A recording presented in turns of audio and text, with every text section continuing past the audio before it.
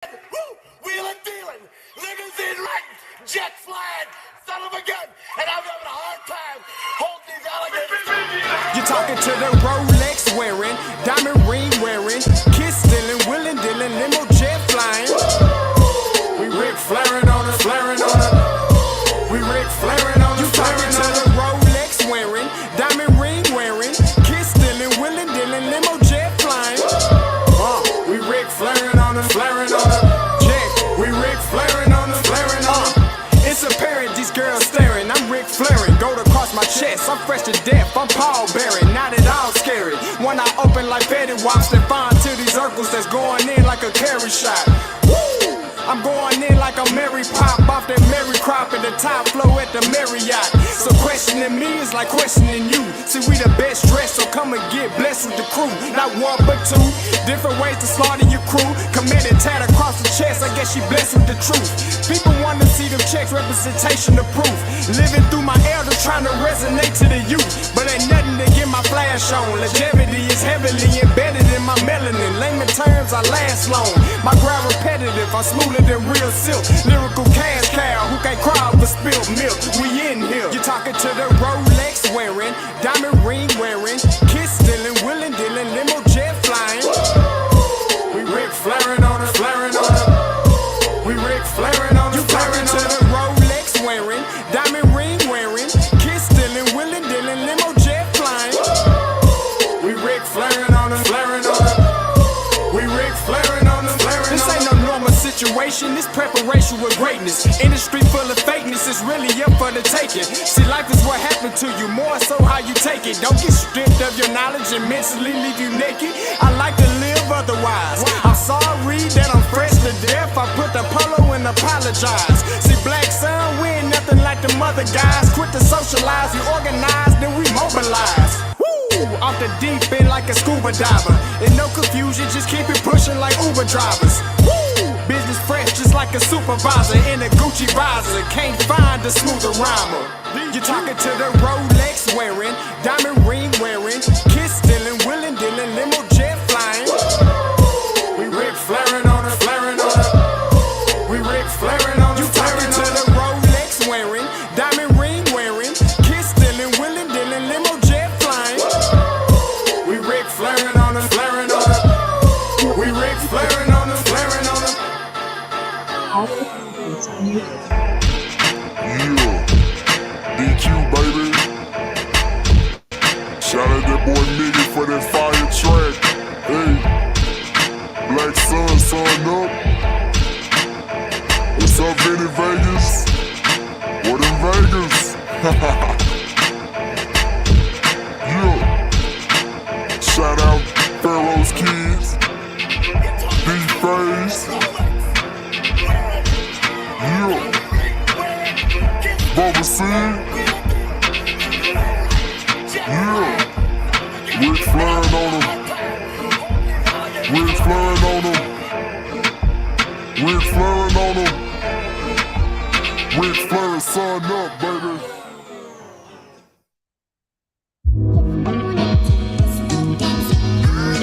Hey, yo, Scotty, you going crazy for this one. We see what you're doing, we salute you. Hey, let's get it started. It's Backpack, Capital One. What's in your wallet? Got a call from my man, A. Scott. I said I got it. Love that you highlighting all of these black colleges. Try to pay me for doing this. Look, bruh, if you don't get off my line with that foolishness, voice of the swag, pull up where you at, no cap. If the Brody is speaking the soft facts, my advice, tune in to every show. Captain Petty, but we know that the sergeant is with the smoke. Speculate, just tell me what is we doing. Get into it, okay, look, I'ma say this and keep it moving. My boy Scotty, man, he offered the least. Black grad, paying college, I'm glad that he called me. Walk it, cause we all been taught that talk is cheap. Even primetime knows Scott for the HBCU streets. What is going on, everybody? You already know what it is. You in the building. We here. Bet big with my fella Sean, my boy Rocky. We back, man. Listen, first of all, before y'all get started, you know what I'm saying? I want to apologize because it has really been on me or why we have not been more consistent with this. Rocky has been very consistent on, hey guys, we going, you know, or Sean would hit it. So I'm gonna take the hit for that. I've been very busy, been ripping and running. But we are back Tuesdays and Thursdays. We will be on 8 o'clock. You know what I'm saying? Just wanna let the people know. But what's going on, fellas? How y'all been? Man, it's been good. It's been good, brother. It's been good. A few of my predictions came through like you know they would, and A few, huh? and the devil intervened on the other ones. Wow, I like how you started with the ones you got right, not the ones you got wrong. But we gonna definitely get to that. What's up, Sean? How you been, man? Man, I've been cooling, man, relaxing. Just sounding like Bel Air over here. I was about to say the whole lines. Yeah.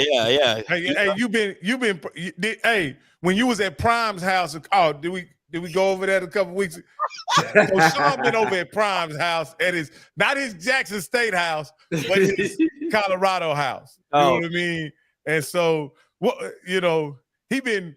Did they have grits over at the Prime's house? They had prime grits. Prime grits. Oh man. And we gonna get into some prime stuff today. We gonna get into a lot of stuff. We're gonna talk about the NFL draft prime stuff, and definitely we get into the NBA playoffs basketball weekend. All right. But first thing first, listen, fellas, you already know what transpired the NFL draft. Who won, in your opinion? And I kind of have a feeling who's gonna say who won. And he's kind of already on the screen. But in y'all's opinion, who won the NFL draft? Man, listen, we already know, man. Fly, Eagles, fly. That's all I'm gonna say. Dog, just because y'all got 6 Bamas from Georgia doesn't mean y'all won the draft. And we got a few players from Alabama too, so let's not let that go. Listen, okay, let's break down some of these Bamas you got from Georgia. I wish I would have got the graphic up. Nolan Smith. Now, I will be honest, because a lot of people are going to catch me slipping. I did want Nolan Smith at the Cowboys, right? But I did not know, I'm going to be honest, I did not know he hadn't played 7 games in 2 years. You know what I'm saying? And got picked in the first round. I did not know that. I'm kind of glad we didn't. Sounds like somebody's injury prone. All right. The kid from Georgia, the guy that you got in the early in the round, dog, Bama's was taking him off the draft board because he showed up fat to the workouts. That's absolutely true. So it's like, how much you like Jamarcus Russell for the D-line? What are we talking about? Not to mention here, he participated in the killing of his roommate. And it sounds like typical Dallas fans right now. You know what I'm saying? Always looking for the negative. Man, you sound like a football fan for real. Did you even have a draft? Did the Dallas Cowboys select somebody? Whoa, sir. I'm still looking to see what round Dallas drafted in. Listen, we just try to make a weakness a strength, okay?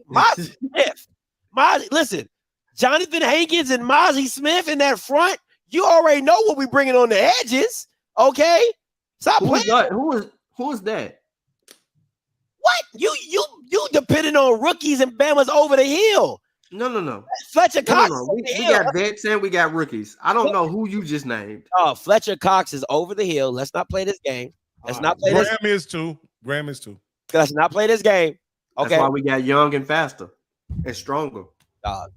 Now, I do like that Jordan Davis kid. That's his name, Jordan Davis. Yep. I do like him. I think he's something special. He kind of reminds me like a Vince Wilfork, but just a little bit more athletic. But Jalen, I'm not a fan. I wasn't a fan. I'm not gonna lie to you. I think Will Anderson Jr. was the best player on that D line. Let's just call it. I would agree with Will Anderson being the best player. No argument for me. Okay, you know what I'm saying. I'm telling you, the one thing that's gonna hurt y'all this year is they took that rugby play style that y'all got out. The NFL said no, we're not doing that no more. That's gonna kill y'all. You talking about our quarterback sneak? The rugby play that y'all was doing. Pushing the power, let's not play this game. That's done, okay? That's legal, bro. The NFL just cut that out. They said no. They said, don't get mad at us because our quarterback squat 600. So you think the reason why that play worked was because your quarterback squatted 600? Absolutely.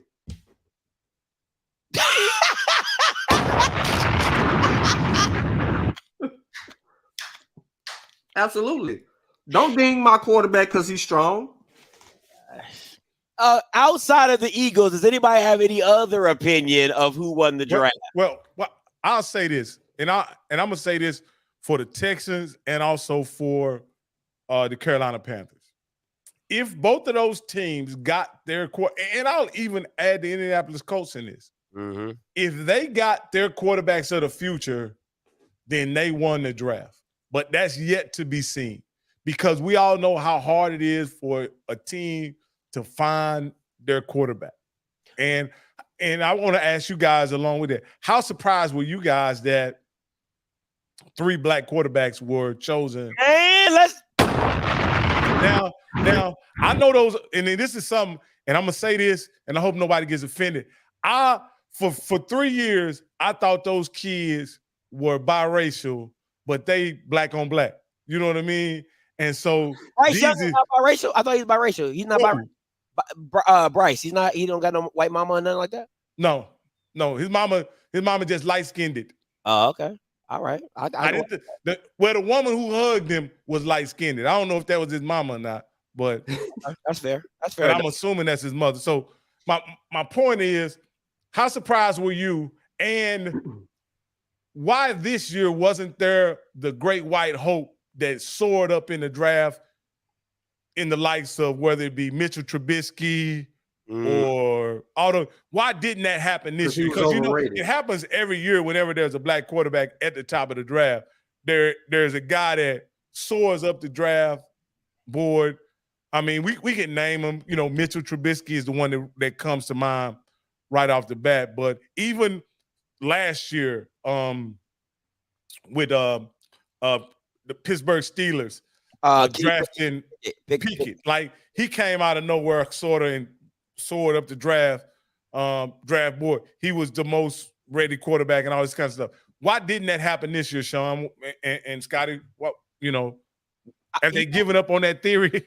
Listen, man, I think that I feel like there has been like in sports, there's like a changing of the guard, right? And I really honestly believe that like a lot of people, I still think the NFL at the corporate level is racist, but when it comes to wins, whatever is in style, whatever is trendy is what it's going to be in the NFL. So if black quarterbacks are trendy, Patrick Mahomes, Deshaun Watson, Russell Wilson, Dak Prescott, them brothers is blacker than black. Well, Dak is a little mixed, but a lot of them brothers, Patrick mixed too. But Lamar, that's what it is. You know what I'm saying? So I think it's trendy now, but it's effective. See, if it was trendy and it didn't work, if you had Patrick Mahomes losing in the Super Bowl, if you had Patrick Mahomes stinking it up, then they'll be like, man, see, black quarterback. But it's that they're effective. I'm gonna bring up something that I noticed maybe 4 or 5 years ago. And this is when Kyler Murray and also your quarterback. What's that little quarterback at the Eagles? You know his name, Jalen Hurts. I can't think of his name. But anyway, when they were in school around the same time, and even Patrick Mahomes to some degree, they were labeled as good college quarterbacks, right? I remember that narrative, right? That those guys were not seen as pro prospects because they were largely ran around a lot. They ran a lot. They were decent passers. They used that kind of jargon to kind of explain them in the passing game. And those guys, fortunately, turned out to be excellent pro quarterbacks, right? And highly productive. Let me say that because I don't know if Kyler Murray is excellent, but he has been productive at the pro level. And so I think what you're seeing is a bunch of scouts that are saying, like, these guys are not pro prospects, but when they get to the pros, Mahomes prospects, winning Super Bowls, Hurts going to Super Bowls, Lamar winning MVPs, and when that happens, what does that say about the NFL scouting process? To me, like, there's something that's wrong with the NFL scouting process if they can see players that are highly productive at the college level and then determine they're not pro prospects because of their style of play. Like, I don't It's the evolution of the game, man. It is. You have to look at it like, think about it. The defensive linemen are bigger, faster, and stronger today, and they're able to shed blocks, maneuver off blocks, and get back there to the quarterback. So someone like Tom Brady can only last but so long, and then he's ineffective. So with this new quarterback, this new quarterback trend, you see it in colleges how productive it has been, and you see in the pro game adopting some of the levels of that style of play that helps their quarterback exude all of their positives so that they can be more productive in that offense. And now you just seeing that trend. That trend is working. It's working, and really shout out to what's his name, Mahomes, because without his success under Andy Reid and the Super Bowl wins and the appearances and stuff like that, going toe to toe with pocket passers, you don't really see the trend survive, and Lamar Jackson's success as well, because both of them together help elevate Jalen Hurts. Yeah, usher this. Yeah. So I agree with you, Sean, wholeheartedly, and I'm loving the trend. I'm loving what it is, but I want to tap into something else, right? Because somebody on this broadcast said something, and I'm not gonna say who said it. Yeah. I'm not gonna say who said it because they know who said what they said, right? But they said it. But they said it. You know what I'm saying? So Isaiah Leonard, this elite speed, right? Elite being the key word. Okay, so I have to admit, Scotty, when I thought about it immediately after I hung up, I was like, man, I used the term elite to really express above average speed. You know what I mean? Like, we weren't, like, if you want to talk about elite speed, you're really talking about 4.5 and below at the defensive end position, right? And so I used the term elite, but really what I was really saying was above average. And so that's what I really would mean. But you have to admit that his speed is an above average trait for a defensive end. However, your analysis was correct, and it panned out in the draft on this past week, is that he wasn't drafted because ultimately his size, right? His size and probably his production were not to the likings worth using their capital on in order to draft him. But I'm lucky. I'm glad he got it. He's gotten a shot as a free agent, and hopefully, he does well. Yeah, I heard a lot of stuff, but you said you were right, so I just got kind of honed in on that part. You know what I'm saying? Hey, whoever's in the back, is that the wife in the back? Yeah, that's my mother-in-law and my wife. Hey, tell them I said what's up. Tell them I was right too. Anyway, hey, let's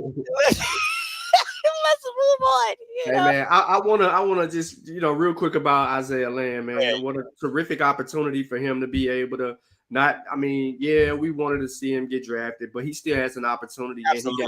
and he chose the star. So what power to him.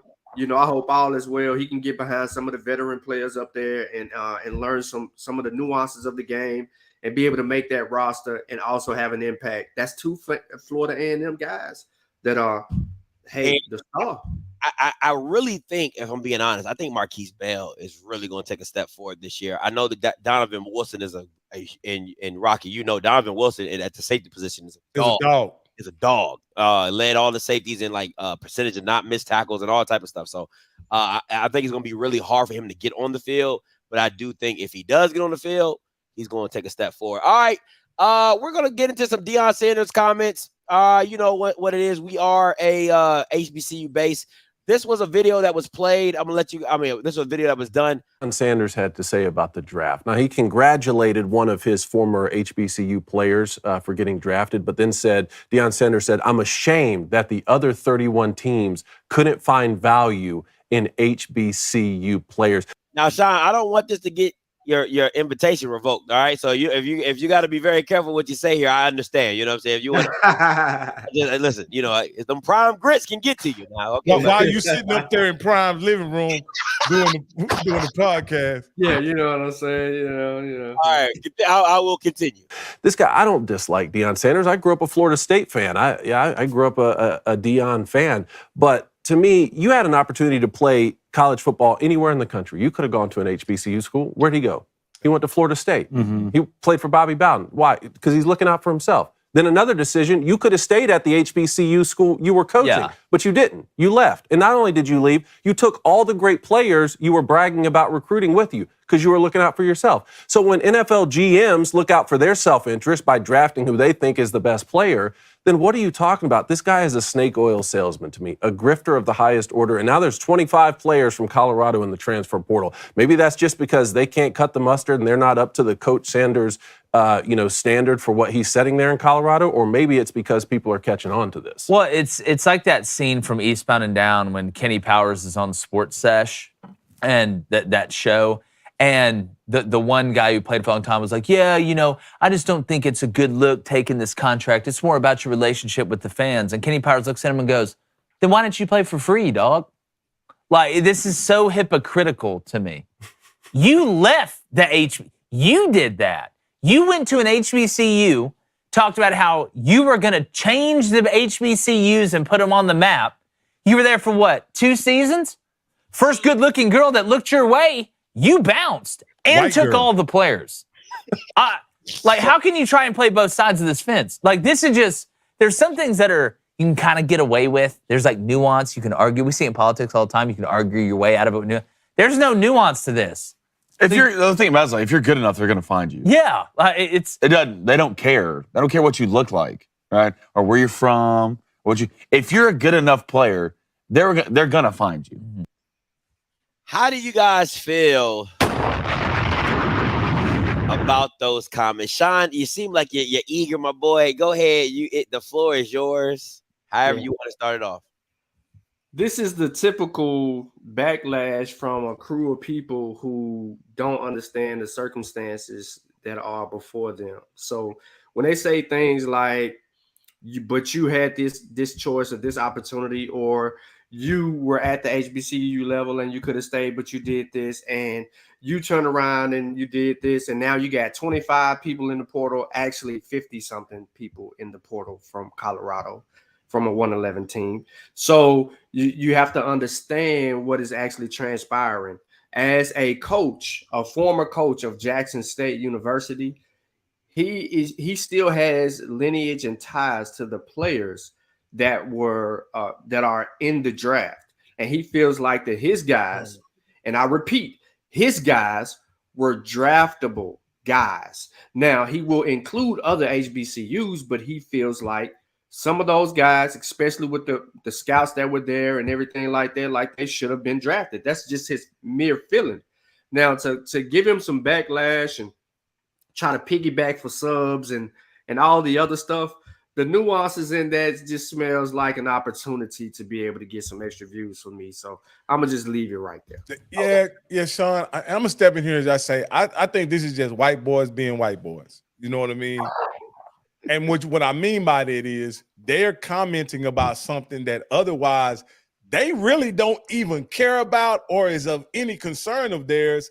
But because they know the topic will gain some traction, they feel like they can talk about it. And then there's also no repercussions for the things that they say because their audience probably doesn't have any relationships with HBCUs or HBCUs. So they can say outlandish things about Deion and stuff like that. Now, again, I think some of the things, when you unpack everything they said about it, there even is some validity to what some of the things they said, but I don't think they are the people to critique Deion in any way about what he is doing for black people, because they probably ain't done shit for black people their entire life. So that's what I'm saying. This is a very difficult situation for me, right? Because I have been probably one of the most critical people in regards to Deion and his tenure at Jackson State, more than a lot of people, right? Do I think there is some validity in what they're saying? Absolutely. Do I think they know that they can say whatever they want to say and not get any pushback? I do agree. But I would then ask people, this is what you get when you step into that arena, though, right? When you step into PWI world, this is what you get. So when I tell people, when Deion was here and I was critiquing him and everybody called me a hater, what they do on that white level is something totally different. Wait till you start losing. It is totally different, right? So once again, the reason I show this, I don't want to call him, I don't want to say he's a hypocrite, because when you get a better opportunity in life, you know what I'm saying, you going to take that opportunity. So I'm not here to call him a hypocrite for that. So Scotty, this is what I think the mistake Deion made. And this is after I've thought about it for months now. I think Deion came in selling himself as a change maker that he wasn't committed to see out. You know what I mean? And no, even though as a sports fan, I understood that as soon as he got a better offer, he was gonna go on. It seems to me that the HBCU fan base and HBCU supporters, they didn't realize that his tenure here was temporary. Like, that's what coaches do. Coaches say whatever they got to say in the moment to fire up their team, to fire up their fan base, to get the support for their program. But as soon as they get a better offer, they'll move on. I don't know why they thought Deion would do anything any different. I'm going to take go ahead, Sean. After you, Sean, I'm going to take this call with Smash. Okay. But real quick, what I want to say to add on to that is the fact that they called him a snake oil salesman. I think that was the most disrespectful thing that they could have did. You have to think that he's in HBCU world. He's trying to win right now. So, of course, he got to be a salesman. He's got to sell Jackson State. He's got to sell Colorado. He did that every time we saw him on TV. What did he have on? The red, blue, and white. So no matter what, he was always in uniform. He even said that in the dang on documentary. I got to make sure that I'm in uniform. If I don't have anything JSU on and we got the camera on, I got to grab a hat. I got to put something on. I got to mark it. I got to do that. But that's strategic. And, I think that was the most disrespectful. All the other stuff was fluff. I don't think any coach, and I'll say this real quick, I don't think any coach should be offended by the term snake oil salesman, because in football and in sports, you're selling hype and emotion. Now a preacher, if they tell you you're a snake oil salesman, you should be concerned. But as a coach, snake oil is what you sell. You're selling hype, you're selling potential, you're selling promises. And none of that shit is real until it happens. So I would be curious to see if they would give that same energy to Brian Kelly, what he did from Notre Dame going to LSU. You know what I'm saying? Would you get that same energy to Lincoln Riley when he went from Oklahoma to USC? Good point. You know what I'm saying? They're supposed to elevate, Scotty. They are supposed to elevate. Not us. I just want to know if you keep that same energy, because that's me. That's all I'm about. Same energy. Yeah. I need that same energy across the board. Smash, coming to you. I want to hear your comments. What's up, Smash? Scotty, I'm glad you said same energy, because that segue into how I feel about it. I feel like those guys had a right to say what they said. Everybody else said it. What did they say besides the sneaker all summer that wasn't a lie? What did they say that probably was the Jackson State fans, after he left, said worse about him? The only thing that we can say, they said that they don't have the right to say it because it's white, and that's not fair when it comes to media, if you ask me. Now, when you say keep that same energy, I do want to hear them keep that same energy to those other coaches when they do exactly what he did. But accountability is key. How many times we heard that he left us? You know what I'm saying?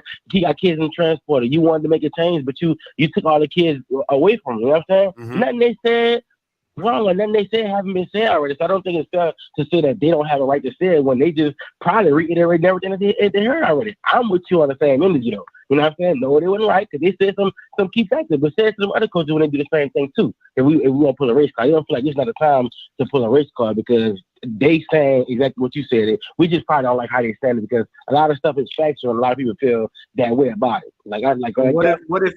How much do you know about Daily News though, Smash? Huh? How much do you know about that? A whole broadcasting in their website and the news crew, the Daily Mail or whatever they call it. Daily Wire, I think is what it is. Wire. Yeah, Daily they- Wire. I think it's a conservative. I seen something on Twitter about it a while back, and I feel they said they said a lot of racist comments and stuff like that toward the black coaches and black players. So it's not their first time, but I'm speaking about general statement in general. You know what I'm saying? Like overall. So like you can't. I just don't like sometimes like we'll pull. It's kind of like we'll pull a risk card when it's like when we don't like what somebody else saying about us. You know what I'm saying? No, I agree. If you have a pastor that's cool, then okay. Fuck it. I now want to subscribe to the channel, see what else they talking about, so I can call them out on their bullshit. You know what I'm saying? But all I'm saying is they haven't said nothing that none of us or our people haven't said already. You know what I'm saying? Real. But I do want them to stand on principle and keep the same energy when everybody else said. And we can do that a lot. It's like we talk about Scotty, don't gotta he go to HBCU, all this dumb shit. You know what I'm saying? So like we did go to HBCU, but we just gotta stand on principle and keep the same energy for everybody. Is what I'm saying. So I if you're gonna appreciate the send call. them, send everybody else who's saying. That's what I'm saying. All right, reset the call, Smash. What's up, Rock?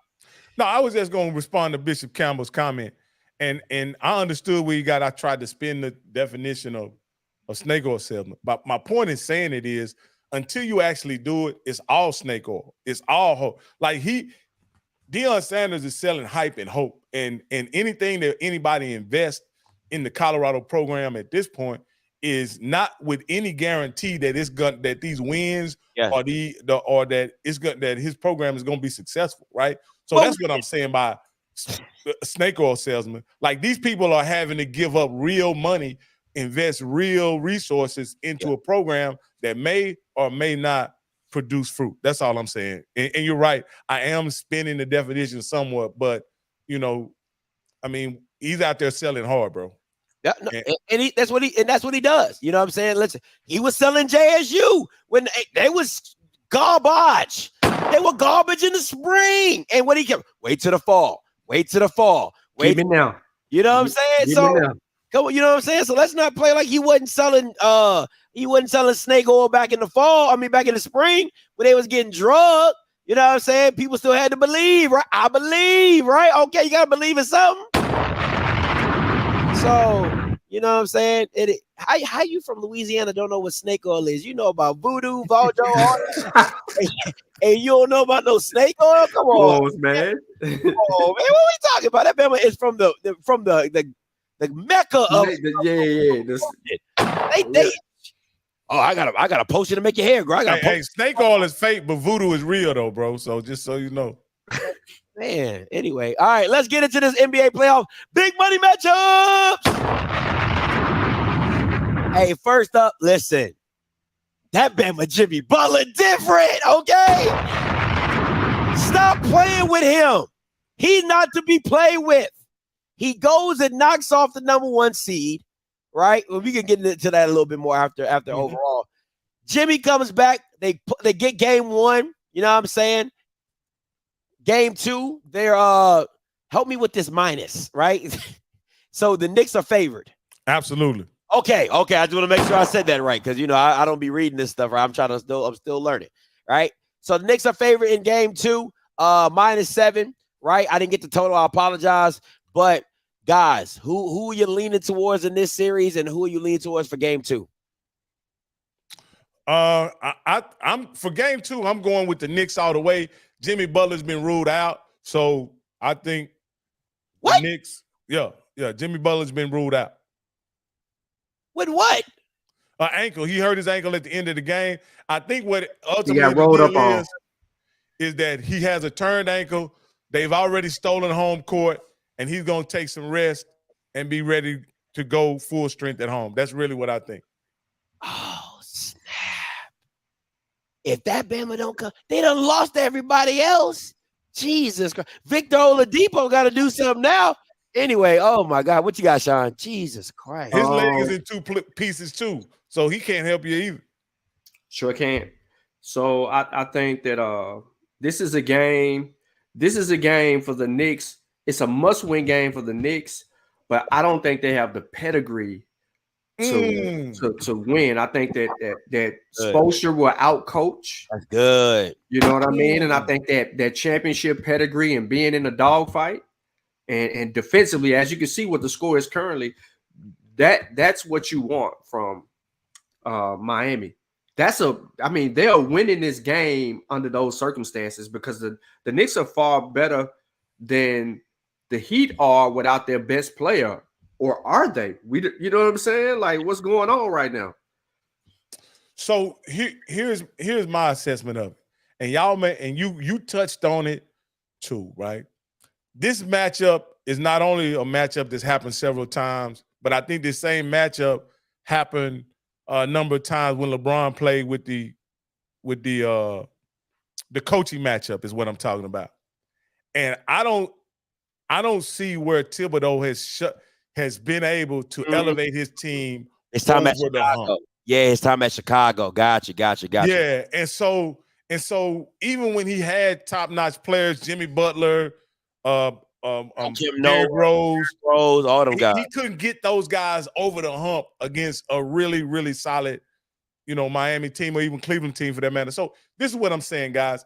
I think the coaching matchup leans towards Spoelstra in a big way, and the Knicks players have overachieved. Now one of their stars, Julius Randle, isn't playing, right? They're really, with the coaching matchup and with Julius Randle not playing, I think it's really a battle of the coaches, and I think Spoelstra is the better coach, so I expect the Heat to win. Listen, I was really, I feel so lost. I was just like, what? Jimmy's not playing? But Sean, when you broke down, when you went into that championship pedigree and them being in dogfight after dogfight after dogfight, and then Rocky bringing up the Eric Spoelstra, I'm like, this just seems like a game the Heat should not win, that they win, and they're so known for doing that. So for game 2, I'm going with the Heat. Listen, how disheartening does that have to be to your team when their star player goes down and they still pull it out? And even, I'll give you one better, y'all. Even if they don't pull it out, if they lose by 3 or 4 without Jimmy Butler, you're like, yo, this is a different game. Yep. I don't think Knicks on this stage have the ability to blow any team out in the NBA. Like, and I hate to boil it down to this, they don't have the level of skilled players to blow an NBA team out. Like, I love Brunson as a player, right? I love him as a player, but at the end of the day, he has, above average ability, and he is above average as a player. He's not anything exceptional or elite, and we've seen in these playoffs already, the big guns, whether they be Steph Curry, LeBron James, AD, regardless of seeding, that matters. Yeah. Absolutely. Superstar. Hey, in NBA, superstars matter. All right, let's move forward. Money matchups. Wow. 76ers pulled out one. Stole one. Listen, I think the biggest surprise that James Harden showed up. He balled, man. Oh, that was the surprise to me, because James Harden don't never show up in the playoffs. Nope. But guys, as a guy who watched Harden a lot, being that I'm here in Texas, I really think what happened in the past years is Harden was just wore out by the time he got to the playoffs, because he was on teams where he was the whole show each and every night. And him being able to share the load with Embiid has saved, I think, his energy level to where you saw old James, you know what I mean, last night. Like, that, if you put an image of him in, 2014, 2015, James Harden, he was that guy last night. And that guy, without it didn't matter Embiid, who he was playing with, whether it be Chandler Parsons or whoever, Chris he Paul was gonna get buckets. Yeah. Yeah. And he was gonna keep your team in the game. And so again, stars matter. And you can say what you want to about James Harden. He's proven time and time again he's a superstar. He just needs to prove it in the playoffs. Absolutely. What you got on the show? Same thing. I love Rocky's points. I think James Harden, this was that game where he put the team on his back and he needed to carry them while Embiid was sitting on the sideline. To get through this series, they are going to need Embiid, but that game one was a strong game. But now it's what can they do to follow up with that?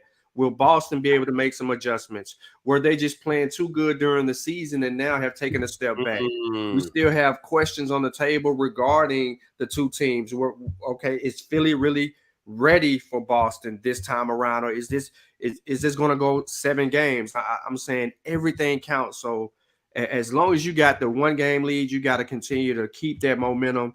You know, go into game 2 with the same emphasis and mindset as game 1. And I like Harden's demeanor at the end of that game. Right? Calm down, relax. It's just 1 game. Yeah. We got to go get 3 more.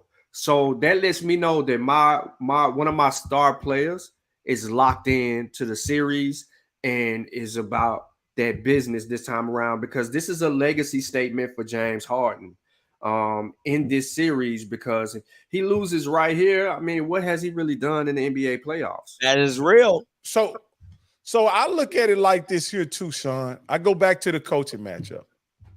You have a rookie coach against Doc Rivers, who is a seasoned veteran NBA champion as a coach and has also had his failures in the playoffs as well, right?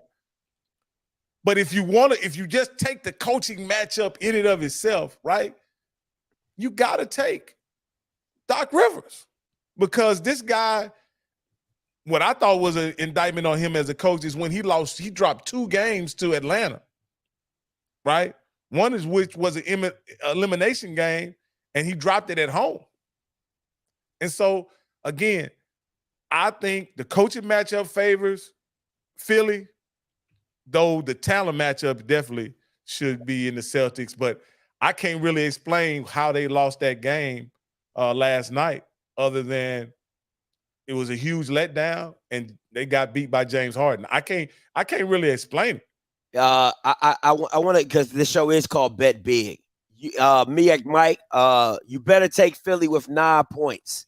You guys agree or disagree? I think that's a great. If the Celtics are supposed to beat Philly by 9, I think I would take that. The only thing I would think about is this: how locked in are the Celtics going to be after that game 2 loss? Because Celtics usually have great bounce back games. They're usually not a lose type of team. They did have against Atlanta. That's very rare for them, but they're usually like a very good bounce back team. But take Philly with 9 points. I actually like that. What about you guys? I do. I agree with that. I would take Philly in the points, and I would also take the over, because I think that it's going to be it's going to take an offensive explosion from Boston and a great shooting night from Philly in order for them to steal game 2 and go back to Philly with a 2-0 lead and a lot of pressure on a young coach and a veteran group of guys that's looking for leadership from that young coach. Well, guys, I'm a be the contrarian here, and this is what I'm gonna say. I'm gonna say that the Boston Celtics are gonna come in hyper focused on getting a victory. I'm also gonna say that Joel Embiid is not gonna play, right? So he'll sit out another game, and what you're gonna have is a highly motivated Celtics team against a team in Philly who's already met their objective, right? And one, yeah. They've already met their objective, and will they go in with the level of intensity for the entire game to keep the game close? I believe this. If I were betting, right, I would take the halftime -4.5, right? I'd take the halftime -4.5, and then it gets stretched out to over 9 at the end of the game. Because I just think as the game gets more, once the game is decided, they're going to sit James Harden. They're going to sit Maxey, let the game play out, and they're going to let the lead balloon to probably 14 or 15 points. Man, at the end of the listen, game. Doc Rivers is coaching to win the series. He's not taking no backseat. He's taking that old Boston Celtics mentality that he grew up in that era that he coached in, and he's trying to deliver on that, right? So he knows what he has to do in Boston. That's why I think Philly can go into Boston with such confidence, is because Doc Rivers is familiar with the entire scenery. He's not shaked, rattled, or none of that stuff. So you feed off your coach in crucial moments. And like I said, as long as James Harden is locked in, then he has his star player buying in, and those role players will follow James Harden lead going in the game too. DJ Gemini 504 says Boston will lose again. Everyone forget about Harris. I don't know if Tobias Harris is somebody I would really be worried about. That's just me personally. Like he's really up and down. I like Tyrese Maxey.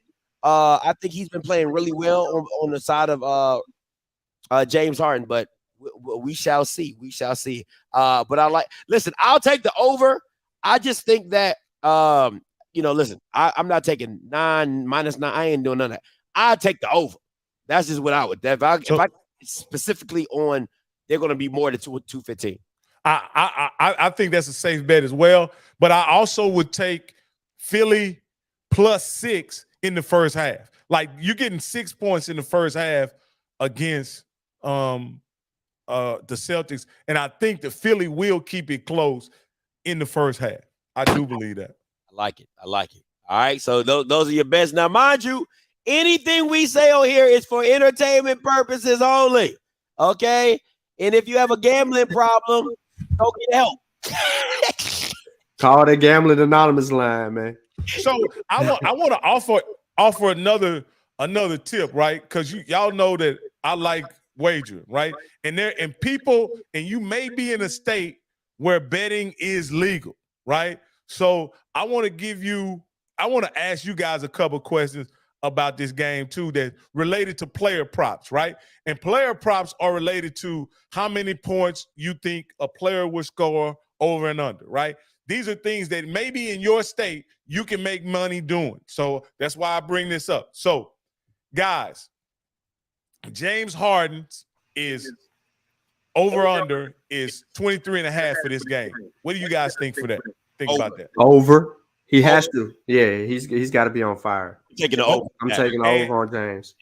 And Jason Tatum's over-under is 29.5.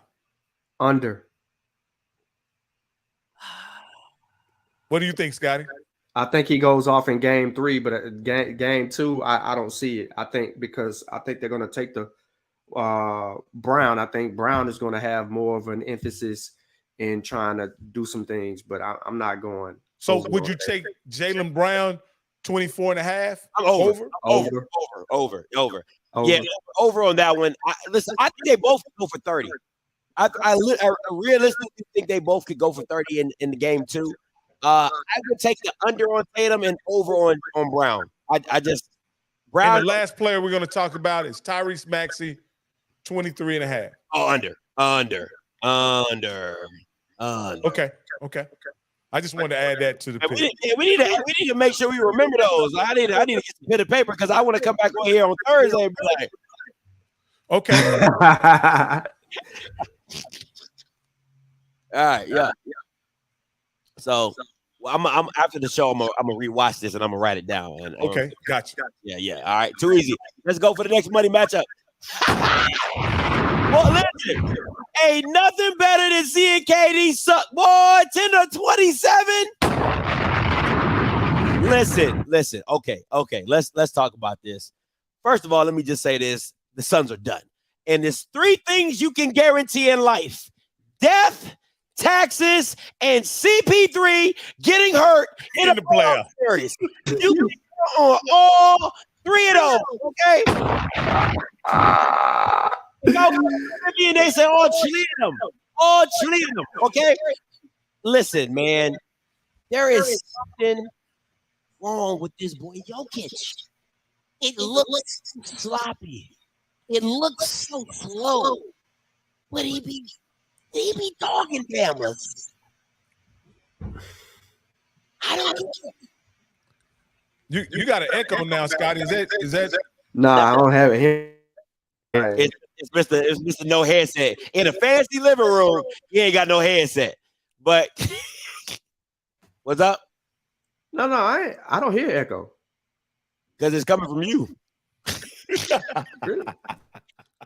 That's why I'll be muting you on and off. But let me do this, right? So let me ask you guys this before you get into the game.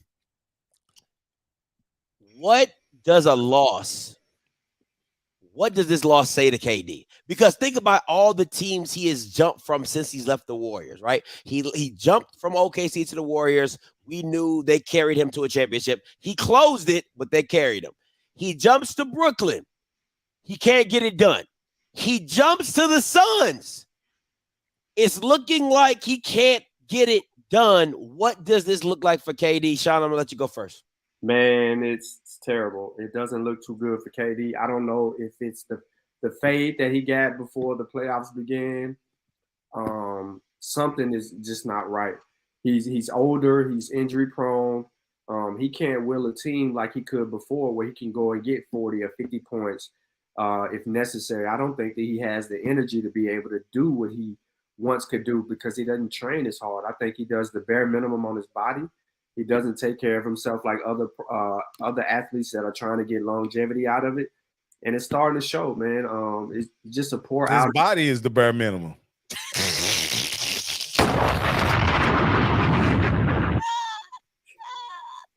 I really just think it's his fade, man. When he cut his hair, I just think he kind of like. Well, so here's the deal, man. I think KD is one of those players that he plays like a superstar. Yeah. Right? But mentally, he's a role player. Ooh, that's good. That's good. Because I've yet to see him in all of his success put a team on his back and carry him anywhere. That's good. That's good, Rock. That's good. Well, at Texas, he has superstar ability, no doubt. Texas, they didn't even get to this. Did they get to the Sweet 16? Somewhere around there. It's like Elite 8 or Sweet 16. He's 6'11", and he can't get you to the Final Four. He was the best guy too, man. He was super. Come on, man. I think they had a little point guard with him too. I can't remember his name though. I used to like him though. Go ahead. But nah, yeah, I just think mentally he needs to be able to feed off of somebody, and in this situation with Phoenix, and especially with now that CP3 is not there, I don't think they have any hope if he doesn't come. No, listen, CP3's injury history, he has to be the what's that thing? Whatever could go wrong, does go wrong, whatever that thing is called. That is CP3, every playoff series. I mean, literally Houston. The Clippers. Oh my God. It's just always something with CP3. The Clippers, remember they had the Warriors beat. With KD on the team, I think. Hurt. It's crazy, bro. It's crazy. Hey, do you got the props up for this? He beyond. Yeah, I do. What you got for game 3? So for this one, I got let me go Devin Booker 30.5. Over. Oh yeah, he has to go bananas. Over. All right, we got Kevin Durant 28.5. Over. What did he get last game? 24. He shot terrible. He is not. Yeah, over. I'm gonna go over on that one. He won twice. Nikola Jokic 26.5. Over. Man, he gonna have a triple double, bro. Here's one I'm looking forward to seeing you guys. Jamal Murray 22.5. Over. Yeah, I go over for that one. I mean, lights out. Or I think it'd be a 20. Now he sucked last game. Oh God, he was under last night for sure. Oh my! I think he had like 10 points, 10 or 12 points last night. He was god awful. So I definitely think he ain't gonna have a game like that. So I'm going over. I'm going over for everybody. I really want to go. I think if KD goes off, I think Devin Booker might take a step back because I think they're gonna try to feed him to get his confidence, get him going, and things like that. But you might just need Devin Booker to go off. You might need Devin Booker to go for 40. You know what I'm saying? Because KD hasn't been able to show that he can do it. That just is what it is. You know what I'm saying? What's the total for the game, Rock? The total for the game. Hold on. Let me look that. My bad, guys. I didn't. No, that's on me because I didn't put it on the graphic anyway. I didn't know if it was already out yet. The total for that game is 224. And it could change by kickoff. I mean, by tip off. So 224. Listen, I already know that Denver is going to score over 100 and something points. So you can book that. So if Phoenix is coming to play and they got to match that energy, it's going to be there. But, man, this might even be a sweep. Now, did you find it weird last night that when the game was close, you had guys like Cameron Payne and DeAndre Ayton taking shots in really critical situations and not trying to find KD? I think that goes back to your mindset. I really believe that goes back to your mindset because at some point in time, because remember, LeBron gets blamed for that as well, right? Like he doesn't take the important shot, but he always. But he has the ball though. I was about to say he always makes the right basketball play because listen, I'm a LeBron fan. I'm never gonna give that too much slander. So, let me work. All right, I'm never gonna give LeBron too much slander on here. All right, let me work. Let me cook. All right, let me cook.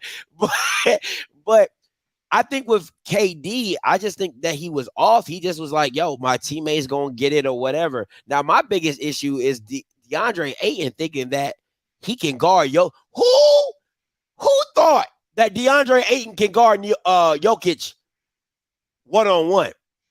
I don't know, but that's the wrong matchup for Ayton. They need to really figure out who to put on him, and they don't want to put KD on him. Oh, that's barbecue chicken. Right, he's just going to go in the post and work. So I don't know what they do with that. That African dude, I can't remember his name. He did a decent job when he was Bombo. When he was in the game. The problem is they pulled him out from under the goal and they started finishing at the hoop. You know what I mean? Because there was no rim protector, and Jokic can play outside. So again, I just think there are no good answers in this series for the Phoenix Suns as it pertains to Jokic. I would do this. I would single up Jokic, let him get whatever he wants, and try to hold Murray and everybody else down. Because I don't think there's a scenario where other than Jokic is I've been watching him. I didn't watch him in the regular season. So when I say this, y'all gonna kill me. But it reminds me of this. It reminds me of when Shaq was in the league. And the best thing I could hope for is for him to go to the foul line when he got the ball. Don't turn around, Scotty. Don't turn around. And that's what it feels like. It feels hopeless, hoping that you can stop that guy, Jokic. And I'm not talking about from the physical dominance standpoint. I'm talking about just from the skill level, right? Because it doesn't seem like any big man has a really good arsenal to try to stop him, right? I hope you get what I'm saying. Because it just like he has the jump shot. He can pull you out under the goal. He dribble drives on guys. He finishes at the hoop. He plays the old man game. Like there was nothing you could do other than if he got fouled, you hope he missed the foul shots. And I think that's where people are with Jokic. Yeah, you can't. I mean, your goal is to speed him up, but it's difficult to do that to a guy that's so skilled. So speeding him up is really not going to work. So you have to cohesively attack him.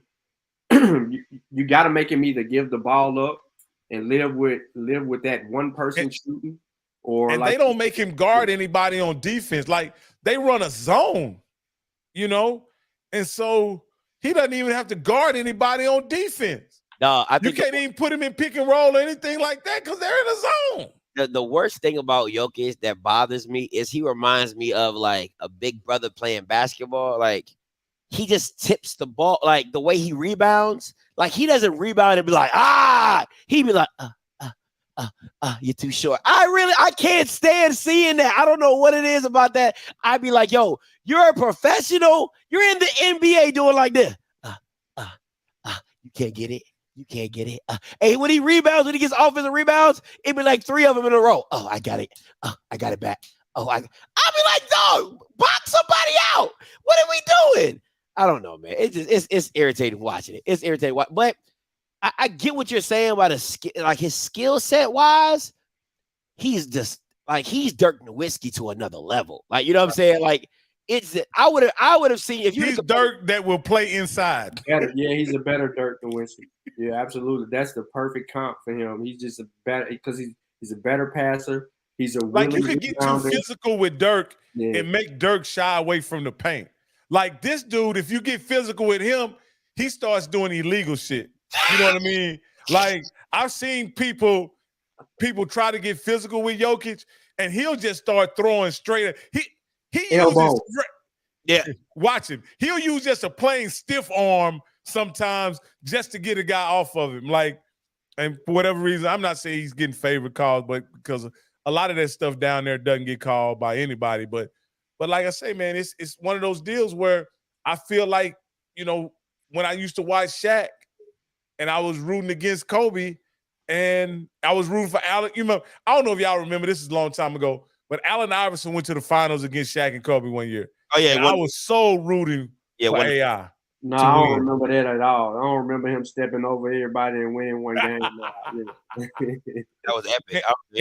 And the Dikembe Mutombo felt helpless against Shaq. You know, it was.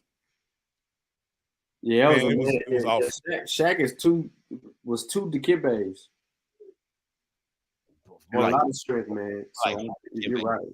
But you know, listen. The thing about Joker is just the way. Like he reminds me, like if you was going to the park and you was playing against the old men and they'd be sweating, they'd be like leaning on you. You be like, bro, come on, man. Like you just doing too much. But that's when Jokic be like, it's just all sloppy. Everything he does is sloppy. It's just like,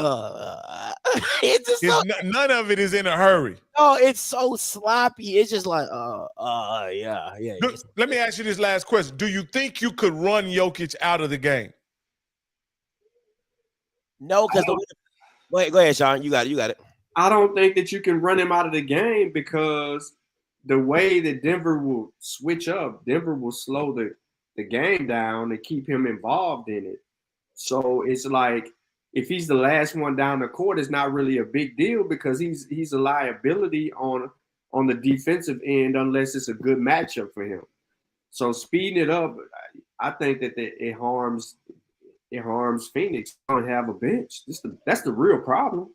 You know, they lack, you know what I'm saying? They're not seven. They have to play slow because they're not deep, which plays into the hands of Denver. Just in other words, what you guys saying is this is the quintessential bad matchup for Phoenix. Right. Yeah, I mean, because you would probably, I think, you know, they would probably want to run and gun with him. You know what I'm saying? Get up and down the floor, Devin Booker, KD, Cam, you know, run and gun with these boys. But in the playoffs, we all know everything shrinks. The court shrinks. You know, the ball, you know, it gets real tight. So it just, I think when you have somebody like Joker who can control the tempo, control the way the game is played, and like Sean said, is a great passer. I mean, you double him at the wrong time, he's throwing that junk across the court to a wide open three. So it's just like, what you gonna do with that? So we'll see, man. I think this series is over. I think it's gonna be a gentleman's sweep. I think Suns pull. What's so funny, Sean? You said, well, I really dislike this series is over. I really do, though. I think it's a gentleman's sweep. I think the Suns are gonna pull one up at home. I really do. I agree with you. Well, I don't know. I think 4-2, man. I think it'll go 6, man. I'm not betting against K. I really think KD and Booker can get 2 games. It's gonna be tough, but I think they can get 2 games. I think when you start, I think if you go through the Joker, let me say this: the refereeing last night for this game was horrendous.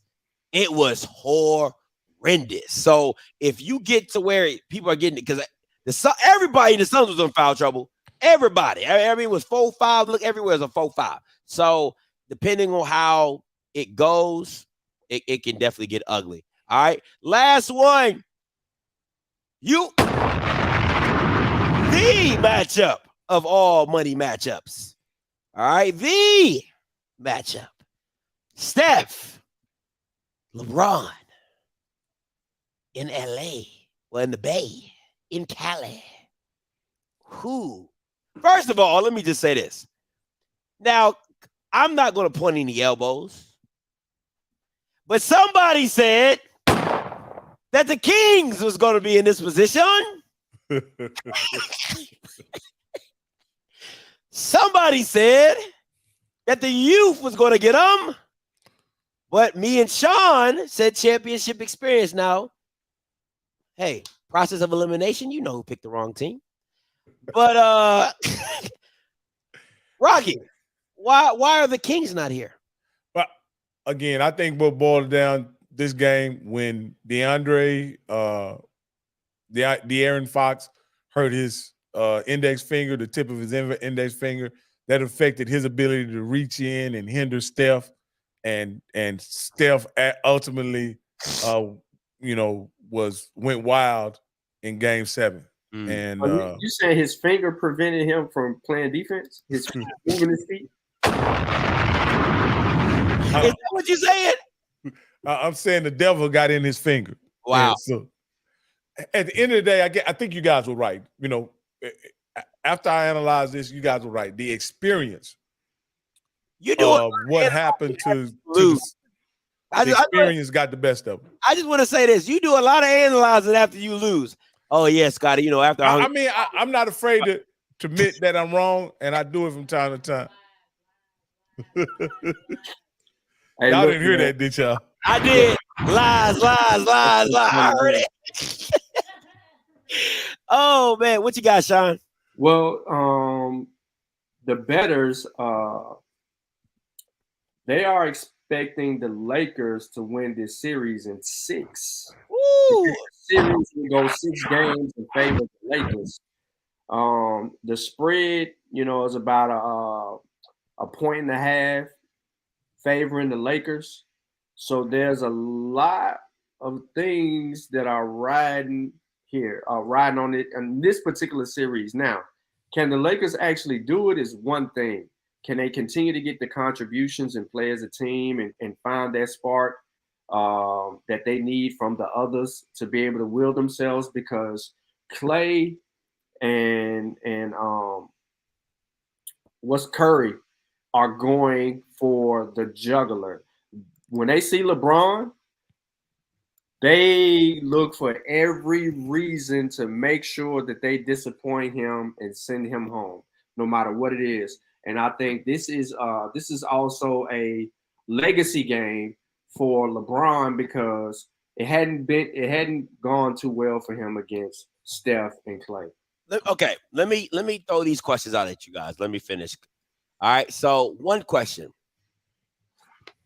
do you think this is the most even team that has met each other since 2015? Right? Because remember, LeBron went stupid because he lost Kyrie, he lost Kevin Love, and he took him to Game 6 with Matthew Dellavedova. Right? Now you have LeBron with D'Lo, White Kobe, Hachimura, AD. You know what I'm saying? On the other side, Steph, Curry, Draymond, Andrew Wiggins, maybe Looney or whoever you want to throw in there. Is this the most even team? And then my second question is, who has the better supporting cast? That's to you guys.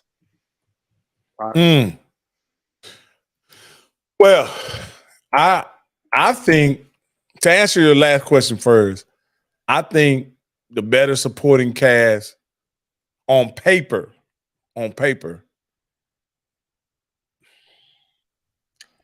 has to be the Lakers. Would you talk about what the bench players have done and the role players have done in the series, in this last series? If they do that against the Warriors, the Warriors don't have a chance. Woo! If you get 29 from Achimura, 30 from D'Lo, a game where you get 25 from Austin Reeves, if you get those kind of games from those guys, the Warriors can't match that. Negative. Poole, they got Poole. You know what I'm saying? They have players that can score with those guys. The thing that I like about the Warriors in this particular matchup is that they also have that same pedigree that the Lakers have. You know what I mean? As far as their core guys being playoff veterans and know what it takes to win. And now you have the difference between the two squads is the head coaching. But I don't think that the head coaching disparity will be a total difference in this particular series. It's going to come down. I mean, LeBron is the head coach. I don't care what y'all say. Well, that's true. But it's going to come down to how well can the Lakers shoot the three ball, because it's coming. It's coming from Golden State rapidly. And I think Curry has that edge, and he wills his team. Like, he can get out of the bed and give you 30. You know what I mean? And the only way you get Golden State is when Curry is off. So how do you defend him? They don't have anyone to defend him and Clay running around like they're in college off these screening pops over and under. They playing with you whichever way you want to do it. And Draymond Green does a good job setting screens, getting his guys open, and doing the dirty work. And I think that as good as Anthony Davis has been, that switch that Scotty talked about last series, will that be a problem this series? Although he finished the last series pretty strong, but will that be a problem for him? Because now he has to get up, he has to guard the 3-point line, and he got to come back and he got to be able to go inside. Let's break these matchups down, right? Okay, because let's keep it above. Who I'm gonna throw it out to you guys, and you just tell me who guards AD. Looney. I agree. Looney, okay. Who guards LeBron? No damn body. Draymond. Draymond. Okay. D'Lo, I'm assuming you're going Steph or Clay. Poole. Poole. Okay, does Poole start? Not now. He doesn't start. Now that they're going to start Draymond, they're going to start Draymond. Wiggins. So you got Wiggins on. You got Wiggins on D'Lo. Yeah. Who guards Austin? Clay. Yep. So who do you put Steph on? No damn body. Rui Hachimura? I mean, like, to be honest, he's playing. I mean, I really think that Clay. I think that Curry's going to do what he's done in every matchup with LeBron on the floor. He is playing off a man. They have to determine which one of these guys have the hot hand. So Isaiah Thomas said something on the show the other night on NBA TV, and he says, "Y'all should say Steph has the advantage against D'Lo, no doubt. He has the advantage against Schroeder, and he has the advantage against Austin, right? Offensively, not offensively. Yeah, offensively. Okay. He said, but Steph has to, for the Warriors to win, he has to outproduce all three of those guys consistently. Can he do it? Is he gonna outproduce Reeves, Schroeder, and D'Lo? Because ultimately, those are the guys that Steph is going to be going straight up against at the point guard. And in the playoffs, those guys have been highly effective. They were highly effective against Ja, and so what he's saying is, yeah, on paper he has the advantage, but is he gonna over a 7 or 6 game series? Will that wear on Steph?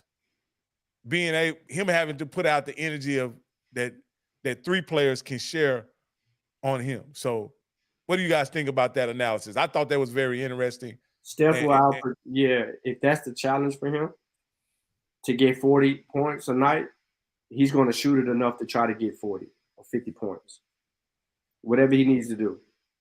I just think that the game that's within the game is the adjustments with the others.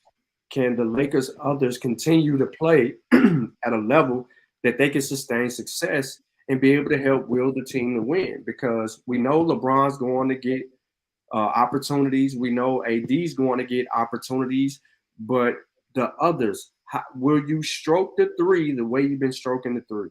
Will you be able to defend and get out on the floor and run the way that you were able to get out on the floor and run in other instances? And I just really think that Golden State knows that their weaknesses have to be minimized, and they can't do the lazy thing, turn the ball over, be more cautious, swing it a little bit more. I just really think that they're more in tune to play the Lakers than the Grizzlies were. And this is really going to be like it's going to be a slugfest, man. For me, and I know a lot of you guys are going to disagree for this. I think this is probably the most Steph has had to carry a team outside of the year where he didn't have Clay, right? Because, what bothers me is this.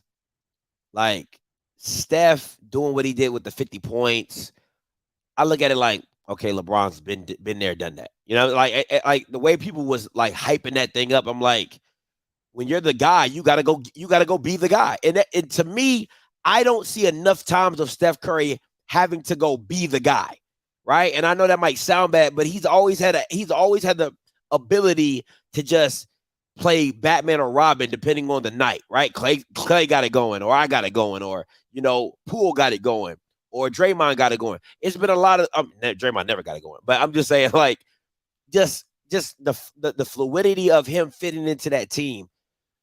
This right here,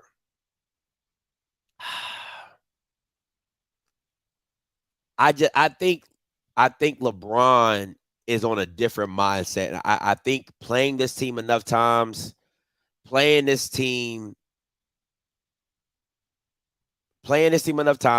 the way they get down, I think there's something for him. I think the Warriors can go big and still be effective, right? They could go Austin Reeves, D'Lo, Rui Hachimura, LeBron, and AD and still be able to switch everything. You get what I'm saying? So I think that's an effective approach to how they play this game, because when you play the Warriors, you have to be able to switch everything because of the simple fact of how well they move without the ball. One last point, Sean, before I take this caller. Go ahead. Oh, man, I agree with everything that you said, man. I just really think that this series is the Lakers' kryptonite. I'm sorry, I just think that the Warriors are that much better overall, but the Lakers have more talent. So as far as a team, this is the fit. And this is a test for the Lakers. Are they really a team still, or is it still dependable on two particular people? And can them two people win a game against three or four people that you're going to get every night from Golden State? Yeah, and I think people aren't really seeing how effective Austin Reeves is to this team, because he is a bona fide scorer. You might not like the what they say, the white Ozarks, the Kobe from the Ozarks or whatever. You might not like him, but the kid is a guaranteed 15 points. When he steps on the court, he is a guaranteed 15 points. And great free throw shooter. The people that you got to worry about is actually Rui Hachimura. Like, what are you going to get from him and how effective he's going to be? Smash, coming to you. Man, look here.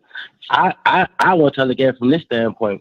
Low key, like we sit up here and watch Golden State get outran last game, and they did one off of basically experience and just coming back. The last team was just younger. You know what I'm saying? I like how the Lakers playing, because low key they giving LeBron so much rest that when he come out, you know what I'm saying, he going crazy. Austin Reeves, that's exactly. You know what I'm saying? Like, this is kind of like the we ain't see this LeBron yet. We never really seen him have a chance to like just sit on the bench for and come out and ball out when he need to. They giving him that great that room to wiggle like this. I don't know if y'all been paying attention to it, but Austin Reeves, nobody expected him to be wilding out like this, but to do the problem. And I'm looking at a Golden State lineup like, boom, if Klay don't have a game like we need Klay to have, Steph don't have a game like we need Klay to have, Draymond, he gonna be the muscle, but Draymond, he be up and down some games, and then he ain't trying to get in no more trouble anyway. Somebody gonna pick with that. I can see Austin Reeves picking with that because he's an aggressive player.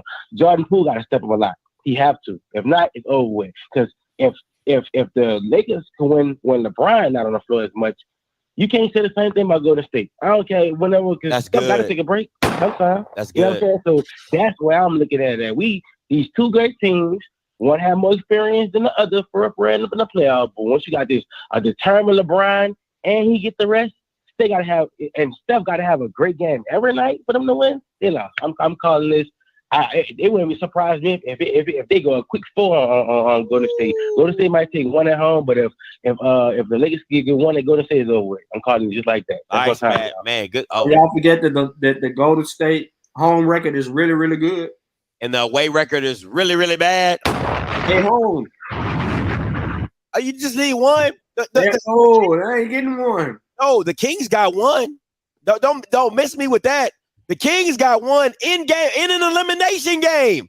They went into their home. Now, I ain't gonna lie, them coming back to the Kings and beating them the way they did, I was like, Jesus Christ. But the Kings went into their home and stole one in an elimination game. Well, this is what I'll say. This is the best opportunity tonight for the Lakers to get one. Game 1 off of 3 or 4 days rest. And I just think they're right to get one tonight. And I definitely would take the Lakers plus the 5.5. Ooh. Dre, coming to you. What's up, Dre? So I kind of agree with you with everything about LeBron. But the rest of LeBron's team hasn't been there. And you just don't know. Every series gets harder and harder. There's more at stake. And you just don't know how they're going to react. You know, when Steph hits when Steph hits a shot from 40, are they going to be demoralized? But he's going to do that. When they have shooting from 40 point third quarter that they always have. LeBron may be used to it, like, okay, this is what they do. The rest of the Lakers, half of the boys are coming from losing teams that hasn't been there. And there's nothing you could do outside of going through it. And you just don't know how they're going to respond. So I get what you're saying, believing in LeBron and partly AD, but you just don't know how the rest of the team is going to respond.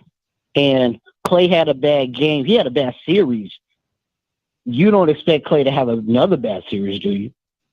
Listen, man. So, people get the yips all the time, man. People get the yips all the time. But Klay's history says that he don't know. His history says that. So I think it'll be. It wouldn't shock me if it went 7, but I got the Warriors at 4-2. I just don't trust. You know, LeBron don't like young people. He don't like unproven people. He just got too many unproven pieces when it comes to the playoffs, and you just don't know LeBron's patience if Schroeder makes a turnover. If D'Angelo Russell has 3 you just don't know how they're going to react to the moment. I disagree. I disagree because those Grizzlies games came down to the wire, overtime, and a lot of times if it was Austin Reeves with the ball. Sometimes at the close to like 2 minutes, 1 minute in the game, D'Lo having the ball, AD having the ball. LeBron has really been trusting his teammates more than usual. Yeah. But when you need that money play, they go to LeBron. When it's overtime, they go through LeBron. So I think LeBron understands when to pick and choose his moments, and I think he understands the times where he lets his teammates flourish. And that has always been a LeBron thing. If you go back into any of LeBron's old teams, he usually, unless he knows his team is not going to have it that night, he usually lets his teammates get off early. He passes the ball a lot, gets them get their shots up, lets them get in the flow of the game, and then by the third and fourth quarter, LeBron starts to take over. You know what I'm saying? Or the second quarter, close to the half, he'll start getting his buckets. But that's always been his. I could agree with you. Yeah. I could agree with you, but the Grizzlies aren't the Warriors, though. The Warriors It's not. aren't going to be. It's not about being who they. They are apples and oranges, and you know that. No, I get that, but going through something with a team builds chemistry and builds a bond. I can have. Okay, if I never knew that Austin Reeves could make 6 or 8 straight points, I'm like, oh, he got it like that, right? So I will take Austin Reeves one-on-one with Steph Curry. I'll take that any day of the week. And you can't tell me you wouldn't. Now, would I take that against Clay? No, I wouldn't. But against Steph Curry, hell yeah, Steph Curry sucks at defense. He is a liability on the defensive play. So they just they just help. You see what I'm saying? But I don't believe. But also, I'm blooded. It ain't gonna be. I would say like this. It won't be a cakewalk him going against Steph. But I don't believe they're gonna give him the opportunity. It ain't gonna be a brick wall. So I think Austin Rivers can get. Be honest, going against Clay might be easier because Clay. Remember, Dellavedova got 20 against Steph. Come on, man. So who got 20? So who got 20 against Steph? Dellavedova got 20 against young Steph. Yeah, that was one game. And it was Dellavedova. That's damn near 10 years ago. That's damn near 10 years ago, though. So here's my point. You don't have to be extremely skilled to score against Steph. Is my point. Mr. Campbell. Yeah. Is my point. Now, also here's the reality, right? The Steph against Dellavedova. I mean, the Steph against Austin Reeves. Austin Reeves could get in foul trouble quick because he's not getting the benefit of the doubt. Steph Curry can't. You see the way Austin Reeves be weaving in the paint? Stop playing with that boy from the Ozarks. Man. Stop playing with him. Yeah, the Steph's gonna have that white boy in foul trouble quick. Like I'm gonna say this, and I'm gonna get up off of it. This same Grizzly team that the Lakers dispatched in 6 went 7 with the Warriors, if I'm not mistaken, last year. That's fine. And you know they ended up winning the championship, so they lost to the champion. Ain't nothing wrong with that. They lost to the champions. All right. We'll see. Listen, y'all better hope for an injury like y'all always back. That is true. Warriors good for getting somebody off an injury. And with AD on our team, I don't know how it's gonna play out. You know, he may sprain a Jerry curl muscle or something. I don't know, but 45-20 coming to you. Hey, calling you live. Okay, they just got off. Y'all bigging up Reeves. Is that dog? Y'all act like Reeves is a scrub. Like y'all act like Reeves has not. Go look at his game log. Dog. The last 25 games. Go look at his game log. This is y'all are being real disrespectful to my man Austin Reeves. Listen, man, the great white hype shall have his moment in this series to see if he's real or fake. We will get ready to see Austin from Ozark. All right, 11, 17, 23, 13, 12, 23, 12, 12, 15, 20, 30. He averages 13 points. Listen, and listen. 23, the boy can go off with rebounds. Look at this. 8. Stop playing with him. Stop playing with this white boy. And look at the minutes. He getting the minutes too. He getting 30 a game. So they trust him. He getting 30. So with that being said, let me ask you this. Austin Reeves over under 16 and a half. With his so this is what the odds makers believe. The odds makers believe that he is gonna get over 16 points with them setting his over under at 16 and a half. Does that make him a scrub? If he get think about this. Andrew Wiggins is over under is 17 and a half. And that's their third. That's like the 4th best scorer. Austin Reeves is like their 4th best scorer. Come on, absolutely. Man. Stop playing with me. Stop playing with me. You got LeBron, AD, D'Lo, Reeves, Rory, Schroeder. Like, come That's on. the problem, though. If Austin Reeves is your third best scorer, that is a problem for the Lakers. Fourth. He's his fourth. Well, fourth. Okay. Third or fourth. Okay, you got Steph and Clay. Who else? Poole. He's been obsolete in these playoffs. So what do you think Pools? Did you say Poole? Let me find Pools over under. Yeah. Probably like 12 or 13. It's 11. 11 and a half. Come on, man. Stop It playing. will change tomorrow, man. Give me Okay, so here's what we're saying, I'm right? taking the over on Poole because that's gonna give you some money. So you're taking the over on Poole. Yep. What have you seen in the Sacramento series that makes you think he's gonna hit the over? Nothing in the Sacramento series that says that he's. So gonna you hit just the over. believing No, for the sake of believing right now is what you're doing. He's going to ball. He's got the call. He's going to ball. Right? But even though you've seen no evidence, none. You worse than a Jackson State fan right now, man. Oh, you ain't seen no evidence come on, that it even exists, but you're gonna believe it because you want it real bad. No, they're going to bag off of him just for that reason. There you go right there. You just said that the entire series he didn't show you anything. So they're going to label. He's going to get his 3-point game going, and it's a wrap. You know why Poole didn't perform well last series? Because he had to guard somebody, and he can't guard nobody. Well, he ain't got to guard nobody this game, Reeves. Oh, okay. Come on, man. So he gonna take the same out that Ja took and get quarters put on him too. Dubs put on him too. This is Jordan Poole. 8, 7, 10, 22, 16, 4, 17, 21, 8. Bama's going 0 for 10 from the field goal. 0 for 10. 1 for 7, 4 for 10, 4 for 13, 4 for. Come on, man. What we doing, man? And his girlfriend was in labor or something like that, man. Get a boy a pass. He be all right. Stop it. Man, listen, LeBron is he had some Kardashian, bro. Leave him alone. LeBron is telling his team right now, game one, got to give it all you got. We gotta come out game one like gangbusters because he don't even play good after rest. He about to today. So here's my deal, right? For LeBron, this first game don't matter because he's won 7 series where he's lost the first game. Hit him with the stats, Rob. So first game don't matter for LeBron.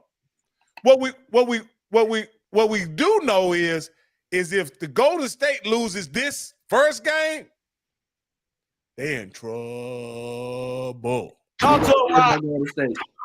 Golden State gonna win this game, and they're gonna win the next game because LeBron taking game one off like he always has taken game one off. Hey, what's the quarter? What quarter they in? Ooh, that's not looking too pretty. That is not looking too pretty. That's coaching. That's coaching, Scotty. It's gonna be over quick, man. All right, guys, listen. What you got? I need predictions for today. 7 minutes left, Scotty. Huh? 7 minutes left. Oh, Jesus Christ. I need predictions for game one. We ain't gonna do the series right now. Game one prediction. After game one, we'll come back and do a series prediction. But game one prediction: Lakers, I'm sorry. Lakers, Warriors. Who you got? I'll start it off, guys. And don't steal my pick, Sean. But for this first game, I got the Lakers, and I'm taking Lakers +5 on the bet. I'm going Golden State. What you got? I'm going Golden State, and you can have the points. I'm coming. They're gonna beat the Lakers by 10. They're gonna shoot lights out. Oh, lights out. And whatever the over-under is, I think it's gonna be over. It's 227. Yeah, we're gonna get some points tonight. Now the Lakers might score 80 tonight, so it might be under. I know that's a lie. I know that's a lie. So you're taking the 227. I I'm taking the under, guys. I'm going Take under. the under and sleep well, gentlemen. It's 227.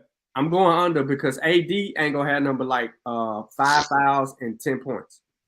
Who is Y'all he going to seen be that fouling? So hold up. Who does he have to guard? He's got to come out of the perimeter and guard somebody. If he he don't want to stay within the paint because he don't want to rebound. He's going to be the 5. What are you talking about? Who They going? going small. They gonna break, bro. They going small. Okay, and nobody guards Draymond. Everybody sags off of Draymond. So what you talking about? So here, LeBron gonna be on Draymond, bro. Y'all gonna have two. See, this is. Don't say I want to break this down to you. Y'all gonna have 2 players in the game that are not scoring threats. What do you think that's gonna do for Clay, Poole? And you think the Lakers got 5 scoring threats? You're saying Looney and Draymond are both scoring threats? Bro, I'm not saying that they scoring threats. I'm telling you that AD is going to be irrelevant in this game as well. LeBron gonna be off. AD gonna be trash. This was gonna happen. It's like the Lakers gonna score 70. Like, I mean, like, damn. AD gonna be bad. LeBron gonna be bad. How they gonna get over 50? I don't. No, negative, sir. AD's over under is 24.5. I'm taking over. Under. His knee hurt. Y'all don't have nobody who can keep AD under 30 on y'all His team. wrist hurt. That's facts. Now that's facts. His wrist hurt. No, there ain't nobody that can keep him under 30. But the injuries, the fake falling on the floor, the charge, the loose ball foul. Come on, man.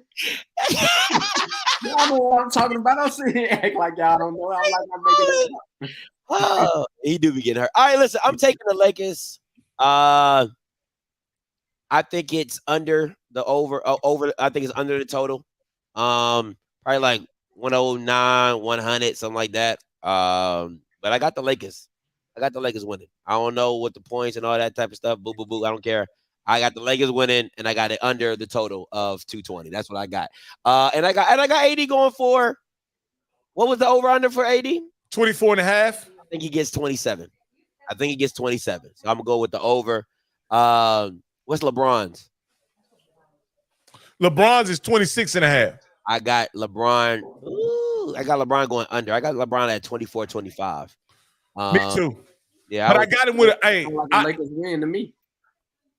I actually got LeBron on the ball in this game because of the matchup.